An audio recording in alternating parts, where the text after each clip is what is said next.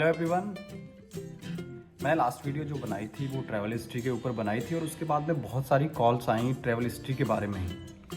चलो मैं थोड़ा सा डिटेल में बता देता हूँ कि ट्रैवल हिस्ट्री थोड़ा सा बनानी कैसे है और अच्छी ट्रैवल हिस्ट्री थोड़ा कैसे बनानी है, किन देश को किन कंट्रीज़ को चूज़ करना है उसमें। अगर आप उससे पहले मैं आपको बता दूं कि अगर आप रशिया का वीज़ा लेना चाहते हैं जो कि बड़ा आसान है इस समय, बाद में इसके हो सकता है कि टर्म्स एंड कंडीशंस बदल दिए जाएं और ये भी जापान और दूसरे वीज़ा टर्की की तरह बहुत सारे पेपर के साथ में वीज़ा मिले। तो आप अगर लेना चाहते हैं तो ले सकते हैं। इसमें केवल आपको फ़ोटोज़ देनी है और अपना पासपोर्ट देना है। और जापान वीज़ा जो है वो मुझसे भी अगर आप अप्लाई करवाना चाहते हैं तो करवा सकते हैं। अब बात करते हैं ट्रैवल हिस्ट्री कैसे बनाएं। ट्रैवल हिस्ट्री जैसे अगर आप एशियन कंट्री घूमे हुए हैं, 4-5 एशियन कंट्री जस्ट लाइक आप सिंगापुर, मलेशिया, थाईलैंड, कंबोडिया, अगर पहले आपके पासपोर्ट पे ये स्टैंप हैं, मैं ये नहीं कहूँगा कि ये बहुत कम ट्रैवल हिस्ट्री है, लेकिन ये कुछ खास सी नहीं है। तो आप क्या करें कि उसमें अगर जैसे इस समय रशिया जो है बड़ी आसानी से वीज़ा दे रहा है, उसको ऐड कर लीजिए। रशिया के वीज़ा के साथ में आप देखेंगे कि उसके बाद में अगर आपके पास एशियन कंट्रीज़ और रशिया का वीज़ा है, आपको जापान जो है वो थोड़ा इजीली हो जाएगा। आप जापान ट्रैवल करके आइए, रशिया ट्रैवल करके आइए और उसके बाद में जापान ट्रैवल करके आइए, तो आपके पासपोर्ट की आप देखेंगे कि वैल्यू जो है वो बहुत ज़्यादा बढ़ चुकी होगी।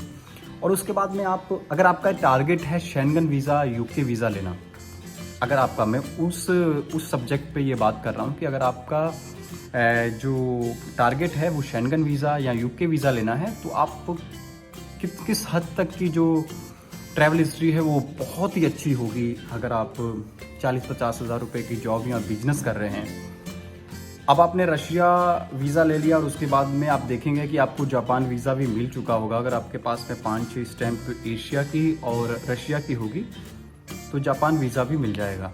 अब आप जापान ट्रैवल करके आइए और आप एक चीज़ और भी कर सकते हैं। अगर आप पहले रशिया ट्रैवल कर लेते हैं तो आप देखेंगे कि जापान के साथ में आप दूसरी एशियन कंट्री जो हैं वो ऐड कर सकते हैं। वो कैसे? अगर आप थाईलैंड, मलेशिया या सिंगापुर नहीं घूमे हैं तो आप देखेंगे कि अगर आप जापान जा रहे हैं और बाया थाईलैंड या बाया मलेशिया होकर जाएंगे तो आप देखेंगे कि बड़ा ही सस्ती टिकट मिलेंगी आपको जापान की। अगर आप एक नॉर्मल फेयर जो जापान का रहा करता था कोविड से पहले, अगर वो 35 हज़ार रुपये रहा करता था, तो आप देखेंगे कि आपके 35 हज़ार रुपये में ही फिर से ये थाईलैंड और आप जापान, और आते हुए आप जापान से मलेशिया और मलेशिया से इंडिया आ सकते हैं। अगर आप ये पाकिस्तान से कर रहे हैं तब भी आपको ऐसे ही फेयर मिलते हैं।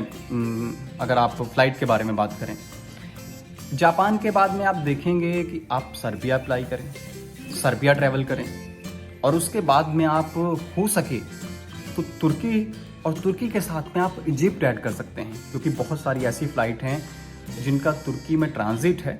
आप तुर्की ट्रांजिट वीज़ा ले सकते हैं और 1-2 दिन ठहर सकते हैं वहाँ पे, और उसके बाद में आप उसके साथ में इजिप्ट का प्लान बना सकते हैं। अब ये आप देखेंगे कि आपके पास में अच्छी खासी ट्रैवल हिस्ट्री हो चुकी होगी। एशिया की 2-3 कंट्री, रशिया, जापान, सर्बिया, तुर्की, इजिप्ट। अब इनमें 3-4 देश ऐसे हैं जहां से अगर आपका इंटेंशन क्लियर ना होता तो आप यूरोप में मूव हो सकते थे। तो वो 3-4 कंट्री, रशिया, सर्बिया, तुर्की, इन 3-4 कंट्री से आप, अगर आपका इंटेंशन सही नहीं होता, अगर वीज़ा ऑफिसर देखेगा कि इंटेंशन सही नहीं होता, तो ये इन कंट्रियों से, इन देशों से यूरोपियन देशों में मूव हो सकता था, शेंजन एरिया में मूव हो सकता था। तो मेरे ख्याल से ये अच्छी ट्रैवल हिस्ट्री है, बहुत ही अच्छी ट्रैवल हिस्ट्री है। अच्छी नहीं, बहुत ही अच्छी ट्रैवल हिस्ट्री है। इसके बाद में अगर आपकी जो इनकम है 40-50 हज़ार रुपये महीने की है बिजनेस या सैलरी से, अभी इस टाइम की बात नहीं कर रहा हूँ, इस टाइम पे तो अच्छी खासी प्रोफाइल जो है वो रिफ्यूज़ होकर आ रही है। आप देखेंगे कि जब ये सब नॉर्मल हो जाएगा तो इन्हीं प्रोफाइल पे, ऐसी ही प्रोफाइल पे फिर से वीज़ास मिलेंगे। अगर आपको फिर भी लगता है कि यार आपको ये वीडियो में ना जो मैंने चीज़ें बताई हैं वो समझ में नहीं आई हैं, तो आप मैसेज करो, कॉल करो, लेकिन इस चैनल को सब्सक्राइब ज़रूर करो। धन्यवाद।